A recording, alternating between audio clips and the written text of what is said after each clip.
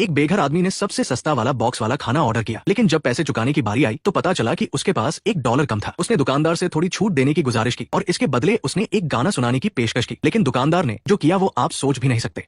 उसे कचरे के डिब्बे में खाने की तलाश करनी पड़ी। ऐसा लगता है कि उसने पहले भी ऐसा किया था। पता चला कि वो एक स्ट्रीट सिंगर था जो दिन में सड़कों पर गाकर पैसे कमाता था और रात में सड़कों पर सोता था। एक दिन लासी अपने पिता से मिला और तुरंत उन्हें नमस्ते करने चला गया, लेकिन उसके पिता ने उसकी बिल्कुल परवाह नहीं की। क्रिसमस आने ही वाला था। लासी अपने पिता के साथ डिनर करना चाहता था, लेकिन उसके पिता के बगल में बैठी सौतेली माँ ने नफरत भरी नजर से कहा, घर की मेज पहले ही भरी हुई है, कोई अतिरिक्त जगह नहीं है। पिता ने कुछ नहीं कहा, बस बेटे के प्रति अपने अपराध बोध को कम करने के लिए उसे $50 दिए। ऐसा लगता है कि उसके आसपास की हर चीज उसके साथ बुरा बर्ताव कर रही थी, लेकिन इसका मतलब ये नहीं था कि वो एक बेचारा आदमी था, क्योंकि वो एक एडिक्ट था। एक रात लासी को सोने के लिए कोई जगह नहीं मिली और वो हताश होकर सड़क पर चलने लगा। उसके एडिक्ट दोस्तों ने उसे अपनी कार में खींच लिया और वो चीज निकाली जिससे लासी अच्छी तरह वाकिफ था। उसने बहुत देर तक झिझक महसूस की, लेकिन आखिरकार वो लालच को नहीं रोक सका। अगले दिन लासी की आंख अस्पताल में खुली। उसे बहुत अफसोस हुआ, क्योंकि कुछ ही दिन पहले उसने नशा मुक्ति कार्यक्रम में हिस्सा लिया था। खुशकिस्मती से डॉक्टर वाल ने उसका साथ नहीं छोड़ा और धैर्य से उसे समझाया कि वो इतनी जल्दी हार न माने। फिर उन्होंने लासी के लिए एक सब्सिडाइज अपार्टमेंट का इंतजाम करने में मदद की। लासी नरम सोफे पर खुशी से बैठ गया। रसोई चौड़ी और रोशन थी और 24 घंटे गर्म पानी आता था। कई सालों तक बेघर रहने के बाद लासी को आखिरकार घर जैसा महसूस हुआ। रात में लासी बाथटब में नहा रहा था, तभी लिविंग रूम में शोर हुआ। पहले से ही असुरक्षित महसूस करने वाला लासी सावधान हो गया। उसने हथियार के तौर पर अपना जूता उठाया और सावधानी से लिविंग रूम में आया। लाइट जलाई और देखा कि ये एक प्यारी नारंगी बिल्ली थी। ऐसा लग रहा था कि वो बहुत भूखी थी, इसलिए वो खाने की तलाश में खिड़की से अंदर आई थी। हालांकि लासी एक